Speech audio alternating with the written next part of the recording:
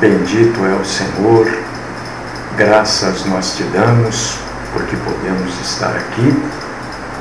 Engrandecemos, glorificamos o Senhor, a tua bondade, a sua mansidão, e dizemos que tu és o nosso Deus, único, santo e poderoso, não há outro. As nossas vidas estão nas tuas santas mãos. Ajuda-nos, Senhor, a crescermos um pouco mais nesta tarde, na graça, no conhecimento do Senhor. Ajuda-nos, Senhor, a entendermos tudo que vai ser dito aqui, a separarmos as coisas, a entendermos o que é espiritual, entendermos que o homem tem defeitos, todos os homens têm defeitos, e que o Senhor usa de uma infinita compaixão para conosco, somos homens também. Então são coisas que vão ser ditas hoje aqui que devem servir para engrandecer a Deus e devem servir para você crescer no conhecimento, na graça do Senhor, para você ajudar outras pessoas a crescerem também. Fala conosco, derrama sobre nós, Senhor, um pouco mais da tua compaixão. Abre o nosso entendimento sobre as coisas santas. Perdoa, Senhor, os pecados, as fraquezas, e continua conosco, Senhor. Não nos abandone por um instante sequer.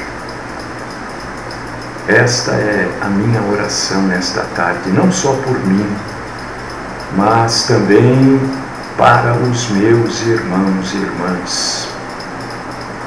Eu oro assim no nome do nosso Salvador, do nosso Senhor, Jesus Cristo. Amém.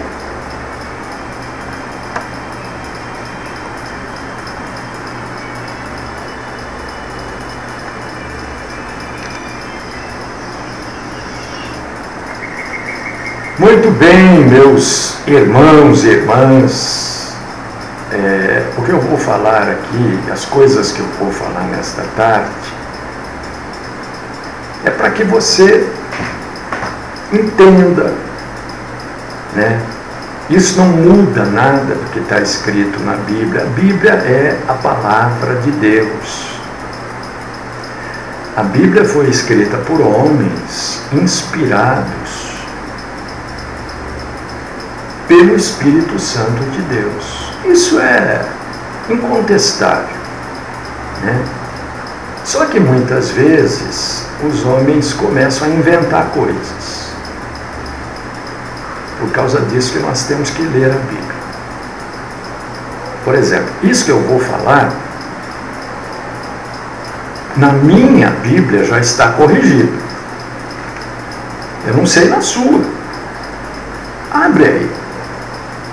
Mateus capítulo 25, versículo 14. Não é o que está escrito, é o que foi, porque, entenda bem, a Bíblia Sagrada, tanto o Velho quanto o Novo Testamento, não foi escrito da maneira que você tem aí, né? A Bíblia, ela foi sendo escrita. A maneira que você tem a sua Bíblia aí é para facilitar, para a gente achar, para dividir aquilo que é determinadas alianças que Deus fez no passado, dividindo a Bíblia em capítulos e versículos, facilitou para nós o entendimento, para a gente encontrar aqui na Bíblia determinadas coisas. E aí mesmo assim ainda é difícil, né? Imagina se fosse sem divisões. Então muitas vezes os homens colocam subtítulos. Todos esses subtítulos, eu não sei se a sua Bíblia tem subtítulo. Esta daqui tem. Né? Você vai encontrar aí em Mateus capítulo 24, né? Por exemplo, capítulo 25, a parábola do bom servo e do mau. Isso é um subtítulo, isso aí não está no original da Bíblia. Né? A minha Bíblia já tem inclusive a referência aqui, olha. Eu estou em Mateus 24, versículo 45. Depois do subtítulo tem assim, Lucas 12, do 42 ao 46. Está indicando que também no Evangelho segundo Lucas, capítulo 12, versículos do 42 ao 46, vai estar falando o mesmo assunto. Isso também não tem no original da Bíblia. Entende? Esses subtítulos, eu citei, por exemplo, Mateus capítulo 25, versículo 14. Anterior, aqui na minha Bíblia, está escrito assim, na minha, talvez na sua, não é na sua Bíblia, na versão bíblica que você tem aí, esteja escrito assim, a parábola dos 10 talentos. E quantas vezes, na minha não está, na minha já está corrigido, está assim, a parábola dos talentos. Mas quantas vezes, né? Eu já ouvi pregador, depois a gente chega e fala, irmão, não fala mais 10 talentos, porque isso é um erro que tem aí as Bíblias e tal. Mas como é erro? Não é erro, é só você somar. Não eram 10 talentos. Se você abrir aí, você vai ver que não eram 10 talentos. Né? Não é a parábola dos 10 talentos. Acompanha comigo, se você puder. Você vai ver quantas coisas interessantes nós vamos ver aqui na Bíblia hoje. E que a gente ouve os pregadores falando, às vezes por costume, às vezes por não conhecer mesmo. Veja bem como não vai dar de jeito nenhum 10 talentos aqui. O homem deu 5 talentos para um servo. Sim. Deu 2 talentos para o outro. 5 e 2, 7. E para o outro, para o terceiro, deu apenas 1. 5 mais 2, 7, mais 1, 8. Não dá 10. Então o correto seria a parábola dos 8 talentos, né? Mas esta passagem é conhecida como a parábola dos 10 talentos. Ah, pastor, mas é que ele está somando os talentos que cada um conseguiu do original. Também não dá certo. Vamos somar? O que recebeu 5, ganhou mais 5, são 10. O que recebeu 2, conseguiu mais 2, são 12. E só aquele que ganhou 1 ficou com 1. 12 e 1, 13. Então também não dá certo. Nunca vai dar 10 talentos aqui, você está entendendo? Se a gente somar tudo, então vai dar 15. Né?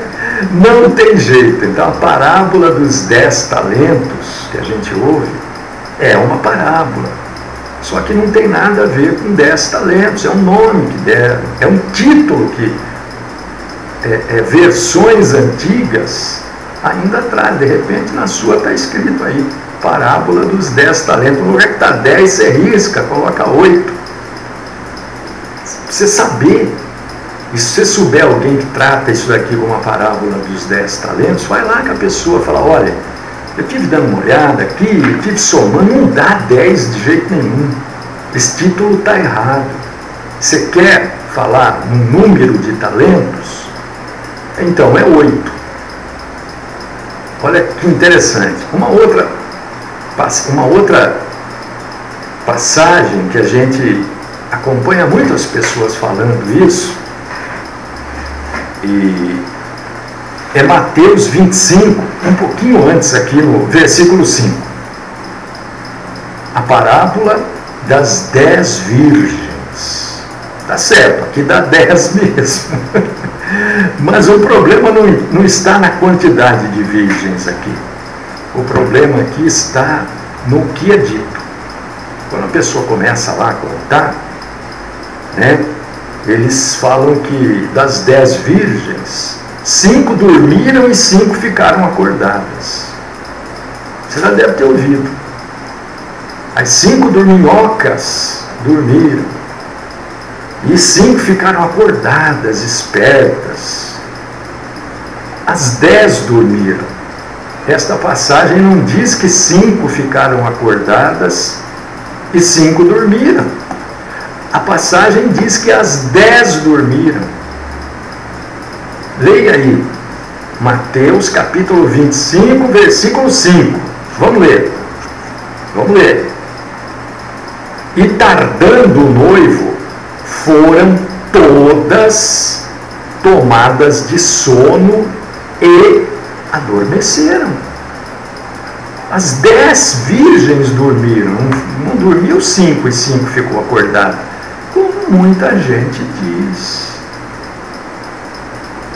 Muita gente fala da parábola dos 10 talentos, das virgens dorminhocas, mas está errado. E eu estou trazendo para você hoje o certo, o correto. Tardando o noivo, todas dormiram, já era tarde. Então não tem essa história que metade dormiu e metade ficou acordada. Não. Outra coisa, olha só, isso é estudar a Bíblia, né? Não é corrigir a Bíblia, é estudar a Bíblia. Estudar.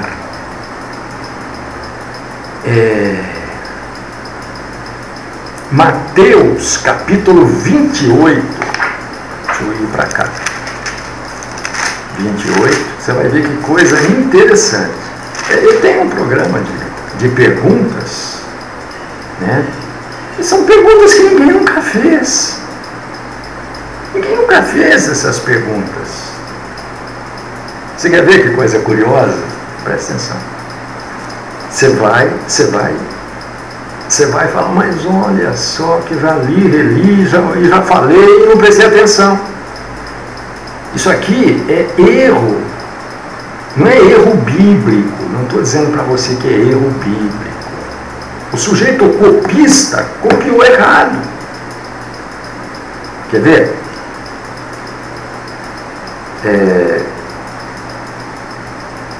Deixa eu achar aqui. Aparição de Jesus aos 12. Nós estamos aqui em Mateus capítulo 16, versículos 16 e 17.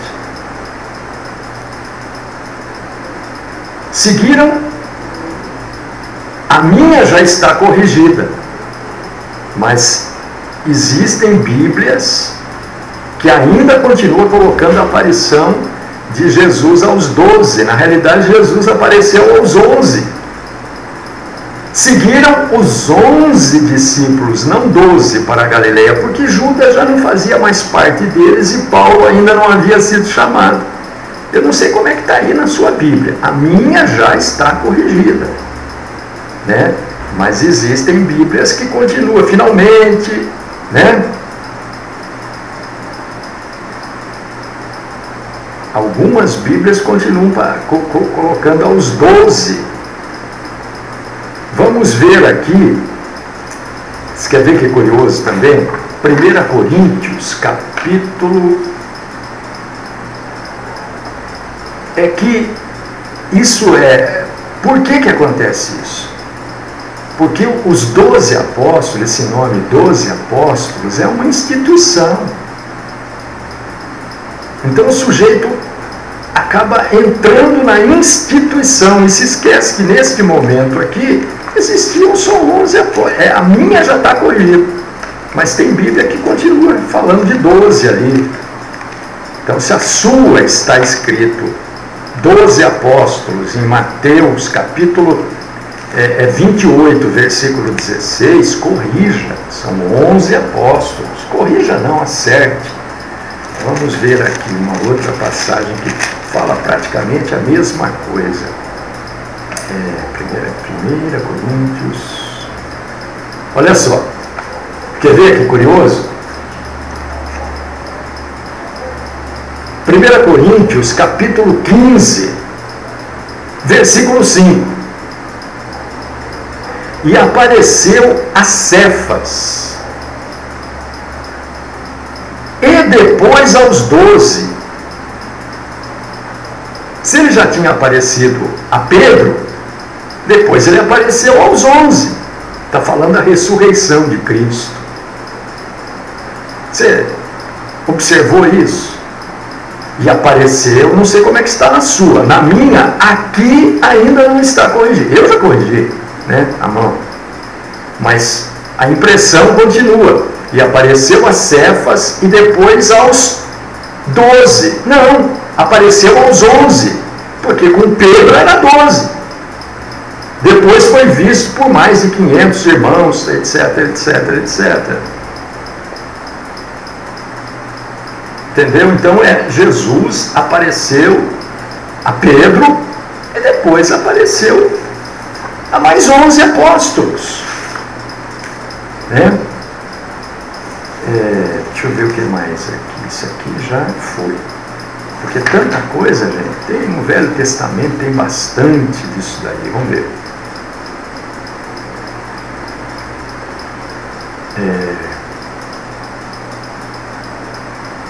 Marcos 16, 14.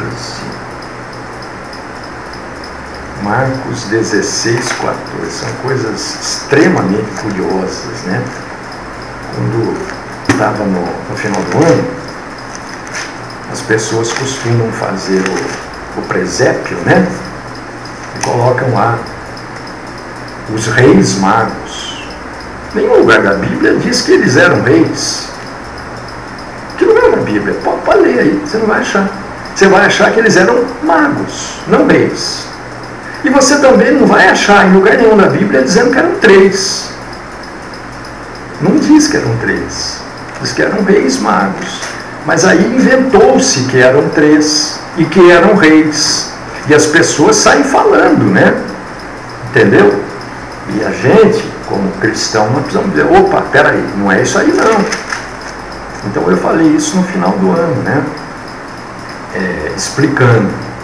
Outra coisa muito interessante, essa daqui eu acho que é uma das mais interessantes. Se você abrir a sua Bíblia, no livro de Atos dos Apóstolos, capítulo 2, 2 é para cá. E se você puder acompanhar comigo, né? Tem coisa que é coisa de pregador que a gente fala. O pregador, aí ele aumenta um pouco, né? Em Atos dos Apóstolos, capítulo 2, vai mostrar a descida do Espírito Santo. Quando o Espírito Santo assumiu o seu ministério na terra depois da ascensão de Cristo. E muita gente diz que eles estavam lá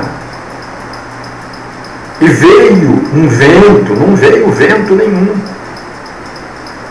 E veio um fogo, também não veio fogo nenhum. Mas as pessoas costumam dizer que veio um vento impetuoso e um fogo. Não, vamos ler aqui para ver o que a Bíblia fala. Esse é um dos capítulos. O capítulo 2 é um dos mais conhecidos de toda a Bíblia. Então a gente vai fazer uma análise aqui. Primeira coisa, presta atenção, você vê que coisa interessante. É comum também o pregador afirmar que haviam 120 discípulos que estavam reunidos num cenáculo. Bom, cenáculo é uma parte da casa que ficava em cima, né? Perto do eirado, que era onde secavam grãos, etc. e tal. E colocar 120 pessoas, eu não sei se o eirado, se o telhado, a laje iria suportar, né?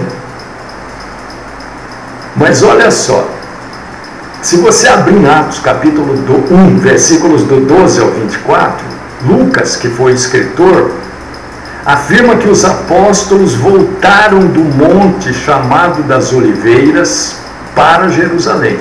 O monte fica em Jerusalém, fica no território, né? Mas não fica dentro da cidade.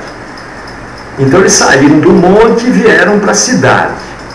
E entrando, subiram ao cenáculo. Quem subiu no cenáculo? Os apóstolos. Os apóstolos. Com as mulheres, provavelmente a mãe de Jesus, irmãos de Jesus. Assim, para a gente exagerar um pouco, 20 pessoas, não 120 lá, 20 pessoas. E a narração diz assim, que naqueles dias Pedro levantou-se no meio da multidão de pessoas que era composta de quase 120, olha por que surge a confusão. Não é que os 120 estavam no mesmo cenáculo. Não caberia, teria que ser uma sala enorme. Essa multidão estava por ali. 20 provavelmente lá no cenáculo. E os outros 100 por ali. Não estavam no mesmo lugar. E aí os discípulos começaram a falar em línguas de uma grande multidão das várias nações que estavam em Jerusalém. Esta multidão ficou atônita, ficou impressionada com o fenômeno. E eles todos, incluindo quase 3.000 que se converteram, mas não estavam na sala. Como é que alguém ia estar 3.000 pessoas numa sala de jantar, gente? Estavam ali naquela festa, porque era um dia de festa, né? É que Atos capítulo 2, versículo 1 diz assim: estavam todos reunidos no mesmo lugar. Significa que estavam reunidos. Olha, quando a gente diz assim, estávamos todos na casa, não quer dizer que estava todo mundo na sala, não é verdade? Podia estar uma parte no quintal, né? Outra parte no quarto, na sala. Mesma coisa aqui, não tinha 120 pessoas numa sala, nem 3.000 ali na casa. Era um dia de festa em Jerusalém, era um dia de festa para os judeus. Não quer dizer que estavam no mesmo lugar. Teria que ser um lugar enorme para comportar ali essa multidão de quase 3.000, né? E mais o número daqueles, 3.000 se converteram. Mas devia ter mais gente ali, né? Que ouviu e não se converteu. A Bíblia diz que 3.000 se converteram, mas não estavam na sala, nem estavam naquela casa. Senão, que casa que poderia caber 3.000 pessoas? Teria que ser uma chácara enorme. Agora, vamos lá. E dali, após a descida do Espírito Santo, aquelas pessoas convertidas, elas devem ter saído para a rua, falando em línguas. E naquela ocasião, meus irmãos, minhas irmãs, não eram línguas estranhas. Eram línguas estranhas para eles que falavam que não conheciam, mas para quem ouvia, né? O pessoal da Mesopotâmia, da Capadócia, da Ásia, do Egito, da Líbia, de Cirene, era a língua de cada um deles. Não eram línguas estranhas. Só você acompanhar aí na sua Bíblia. Eu estou aqui em Atos, capítulo 2, versículo 5. Né? Lê aí a partir do versículo 8 para você ver. Era estranha para quem falava, quem não conhecia, não tinha aprendido aquela língua, né? E não era estranho para quem era do país em que a língua estava sendo falada. É isso que está escrito aqui. E eles falavam sobre o quê? Sobre o que eles falavam? Eles ficavam falando charabadel, mas não sei o que, não sei o que lá. Não, veja a última parte do versículo 11, depois que fala das nacionalidades. como os ouvimos falar em nossas próprias línguas as grandezas de Deus. Falavam do quê? Não falavam, olha, Deus está mandando. Não! Eles ficavam proclamando as grandezas de Deus para aquele povo, para os cretenses, para os árabes. As línguas, neste dia, eram para falar das grandezas de Deus, claro. Não era para dizer, Deus mandou te dizer, Deus está me revelando. Não, era para falar das grandezas de Deus. Acompanha aí comigo. Atos capítulo 2, versículo 11, na última parte do versículo 11, você vai ler como os ouvimos falar em nossas próprias línguas as grandezas de Deus. Eles só sabiam que eram grandezas de Deus porque alguém falou no idioma deles. E eles estavam falando um para o outro, olha, eu vi no meu idioma aqui sobre as grandezas de Deus. Né? Agora, o fato, bom, isso aqui já é um fato, claro, bíblico. Agora, o Espírito Santo na Bíblia, ele é comparado muitas vezes a um vento. Né? Você vai achar aí Ezequiel 37, 9, João 3,8. Mas isso não quer dizer, meu irmão, minha irmã, que no dia de Pentecostes houve uma ventania. Não está dizendo isso na Bíblia. Não está dizendo isso. Não houve ventania nenhuma. Vamos ler aqui? Acompanha comigo, se você puder. Eu vou ler exatamente como está escrito aqui. Atos capítulo 2, versículo 2.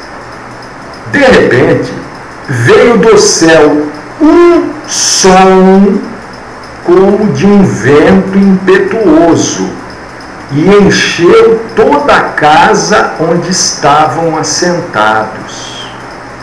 Não veio vento, não teve vento.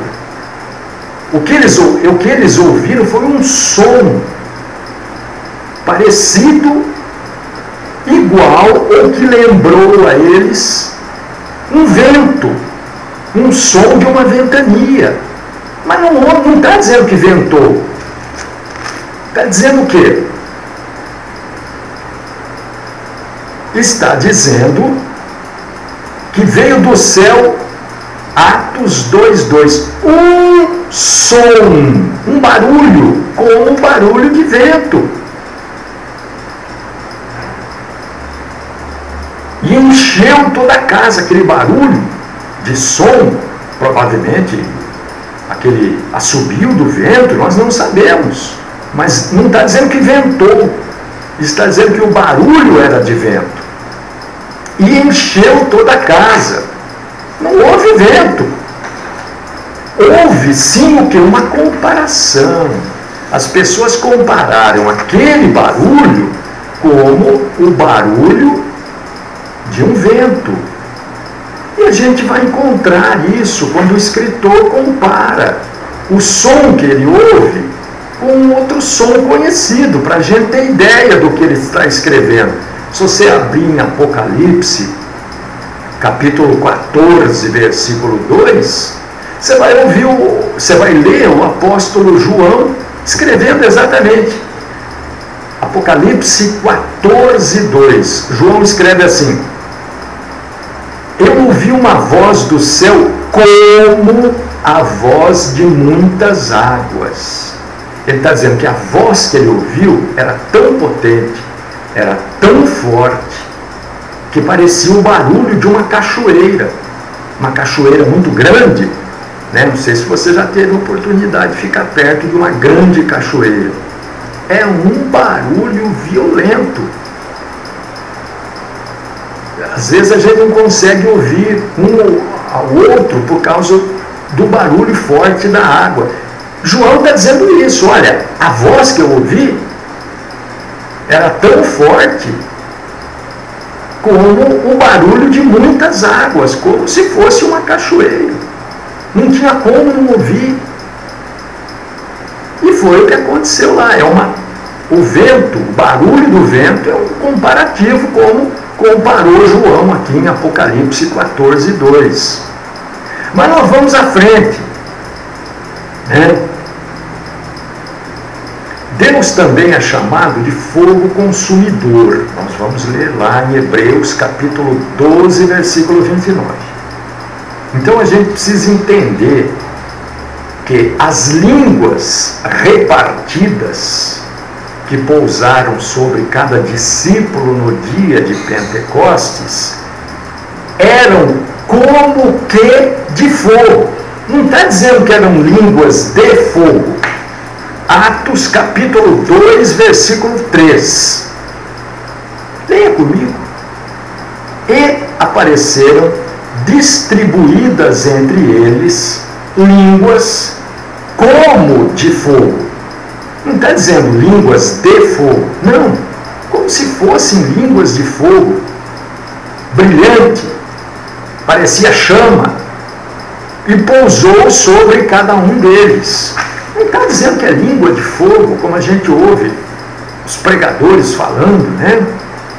Esses profetas, estou vendo uma língua de fogo. Mas de onde você tirou isso? A Bíblia não diz que eram línguas de fogo. Era como se fossem de fogo. Quando a pessoa olhava para aquelas línguas, ela tinha a impressão que era algo que estava queimando. Havia um fogo, uma combustão. Tinha sobre a cabeça das pessoas um material pegando fogo. E não era a pessoa que estava pegando fogo. Era algo divino. Mas não era língua de fogo. A Bíblia não diz, então a gente não pode dizer. Né? Não é um subtítulo isso. Não é algo que está colocado aqui para a gente entender melhor. Não. Isso é mudar a palavra de Deus. Então, primeiro, não houve vento. Houve um som como se fosse de vento, e as línguas não eram de fogo, era como se fossem de fogo. Né? A pessoa que viu, Lucas escreveu para a gente entender, nós não podemos mudar o que ele escreveu. Né? Outra coisa interessante aqui na Bíblia, que a gente ouve muito nas igrejas aí, vamos abrir a Bíblia. 1 João capítulo 1, versículo 7. Para encerrar, nós vamos lá no finzinho. 1 João. Isso daí eu tenho certeza que você fala. Certeza, você fala ou já falou. Não estou te chamando a atenção. Não estou repreendendo. Eu estou falando para você, porque a gente precisa saber, né? Para não cair noutra, não é verdade? 1 João 1,7. Cadê? Está aqui. Vou ler. Se, porém, andarmos na luz, como Ele está na luz, mantemos comunhão uns com os outros, e o sangue de Jesus, seu Filho, nos purifica de todo pecado. Você nunca falou? O sangue de Jesus tem poder? Não, claro que já. O sangue de Jesus me purifica. Sangue de Jesus. Né? Isso é superstição, isso não é Bíblia. Porque não está dizendo que o sangue de Jesus nos purifica de todo pecado. Não é isso que está dizendo. Interpretação de texto. Não está dizendo. O sangue de Jesus nos purifica de todo pecado. Ponto. Não é isso que está dizendo. Né? Mas a gente ouve isso até na televisão, de vez em quando aí. A gente ouve as pessoas falando isso.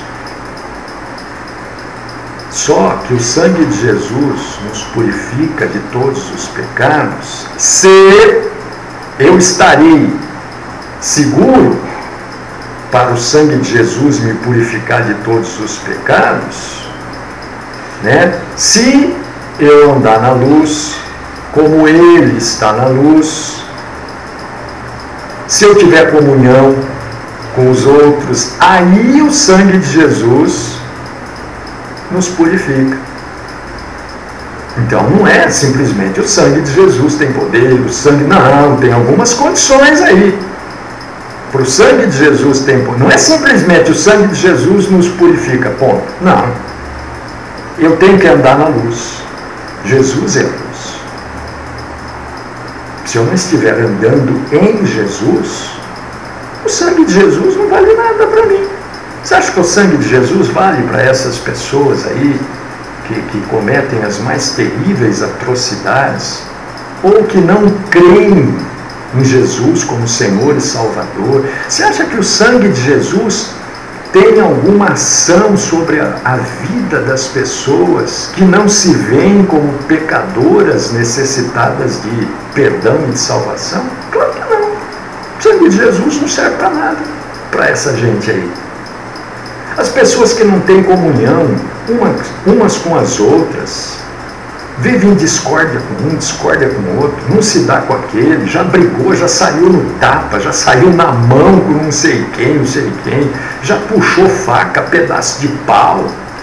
Como é que o sangue de Jesus vai ter poder sobre estas vidas? Então não é simplesmente gritar o sangue de Jesus. Você tem que andar na luz. Você tem que ter uma natureza de arrependimento, para que o sangue de Jesus tenha poder.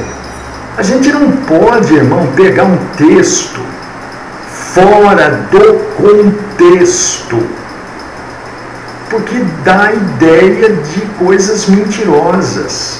Infelizmente, é o que a gente mais ouve dentro das denominações. No rádio, então, gente, eu parei, sabe, de ouvir, porque não dá. Eu fico muito irritado. Sabe, essas pregações completamente espúrias, não tem nada a ver. As pessoas querem convencer os outros de uma grande mentira. Então não é o sangue de Jesus, não. O sangue de Jesus, para ter poder, você tem que andar na luz, ter comunhão com os outros. Quer dizer, você tem que ser verdadeiramente um cristão. E se você é verdadeiramente um cristão, você não precisa clamar pelo sangue de Jesus. Você vê que é uma coisa incoerente. Se você é verdadeiramente cristão, o próprio Deus te vê através do sangue de Cristo. O que falta, meus irmãos, é uma exegese e uma hermenêutica correta da Bíblia. Tem muita coisa. As pessoas elas não conseguem entender, sabe? Estava com um pouco de receio de trazer isso daqui hoje, porque algumas pessoas podiam falar, mas então a Bíblia está errada. Não é a Bíblia que está errada. A Bíblia está cheia de títulos, subtítulos, né? Na sua Bíblia aí, por exemplo, só para você entender, né? Você está aí em 1 João, capítulo 1, entenda o que eu vou dizer. Olha, 1 João, capítulo 1, versículos 2, o versículo 2 inteirinho não consta dos originais. Como é que você sabe? Não está aí entre parênteses na sua Bíblia? Todo o versículo 2 de 1 João 1. E a vida se manifestou, e nós a temos visto, e dela damos testemunho, e vô-la anunciamos, a vida eterna, a qual estava com o Pai e nos foi manifestada. Isto não está no original. Por causa disso que está entre parênteses aí. Isto foi acrescentado aqui, não é acrescentar a palavra, não é isso. Foi acrescentado para nós entendermos a leitura, para que o contexto bíblico fique mais claro. Tudo que estiver na sua Bíblia entre parênteses é para facilitar o seu entendimento ao ler. Não faz parte dos originais. Não está acrescentando nada à Bíblia. Está nos ajudando. Porque, como eu falei no início, a Bíblia não foi escrita em capítulos e versículos. A Bíblia ou são cartas, né? Ou são livros escritos sequencialmente. Nós, homens, é que dividimos em livros, livros em capítulos, capítulos em versículos. Então, para facilitar, né, algumas coisas tiveram que ser acrescentadas, não a palavra, mas a sua leitura. Então você está lendo o capítulo 1 de 1 João. Você lê lá o que era desde o princípio, o que temos ouvido e o que temos visto com os nossos próprios olhos, o que contemplamos e as nossas mãos apalparam com respeito ao verbo da vida. Você vê que depois de o verbo, eu estou aqui, estou tentando acompanhar aqui com o negocinho, o verbo da vida, você vê que não tem ponto, não tem nada. Está acompanhando aí? Se você pegar o versículo 2 e não ler, então lê assim: apalparam com respeito ao verbo da vida, o que temos visto e ouvido anunciamos também. Você vê que não foge da ideia. Se você lê do versículo 1 e pular para o 3, a ideia continua, o texto continua. O versículo 2 é para que a gente tenha um melhor entendimento desse texto. Entendeu? Então isso foram os homens que colocaram para nos ajudar, para a gente poder entender melhor. Tudo que você estiver lendo e que estiver entre parênteses não consta dos originais. São ajudas para o nosso entendimento. Entendeu? Tem Bíblia que não tem entre parênteses nenhum. Mas quem é que pode ler? Só quem já está sólido na palavra de Deus, né? Então, o recém-convertido tal, usa do versículo 2, ele vai entender, né? Com respeito ao verbo da vida, que se manifestou, e nós a temos visto, e damos testemunho. De quem nós damos testemunho? De Cristo. A quem nós anunciamos? Cristo. Quem é a vida eterna? Cristo. Quem é que estava com o Pai e nos foi manifestado? Cristo. Você está entendendo o que está aqui no versículo 2? Se você não quiser ler, não leia o versículo 2. Não leia o que está no parênteses, mas que ajuda muito ao entendimento, isso ajuda. Tá? Então, o que nós não podemos é ler a Bíblia, é falar as coisas que a gente ouve. Eu estou falando aqui, eu faço questão absoluta que você acompanhe tudo isso que eu falei, está gravado aí, ó. Entra, leia, reveja. Olha, ele falou lá que não é fogo, né? É como se fosse fogo. Deixa eu ler lá para ver se está certo. Se está certo, eu vou falar a partir daqui línguas como se fossem de fogo, não mais línguas de fogo. Entendeu? Porque aí você fala certo e quando você ouve o errado, você sabe que está errado. Você não vai, né, entrar, ninguém vai te enganar. Tem um parênteses aí na sua vida, né? Ah, você já sabe, isso daqui foi colocado por um homem aqui para me ajudar a entender. O cara não colocou de livre, espontâneo. Você pode ver que o que está em parênteses na sua vai estar na minha também. Entendeu? É para ajudar o nosso entendimento. E assim mesmo, é difícil. Nós precisamos da ajuda do Espírito Santo de Deus. Nosso tempo acabou. Amado Deus, querido Pai, eu te agradeço, te glorifico, te adoro. Agradeço, Senhor, porque pudemos falar de algo tão delicado, que não é acréscimo à palavra, não é erro da palavra, né? São pequenos detalhes e que isso serve para nos ajudar, para clarear a nossa mente, nos ajuda a entender melhor a palavra de Deus. Eu te glorifico, Senhor, eu te agradeço porque é um assunto extremamente delicado e eu achei por bem tratar deste assunto à tarde, quando nós não temos o rádio, só temos a internet, porque no rádio são pessoas que às vezes estão nos ouvindo pela primeira vez e poderiam interpretar mal aquilo que está sendo dito. E tudo que é dito aqui é para engrandecer, adorar e glorificar o nosso Senhor Jesus Cristo.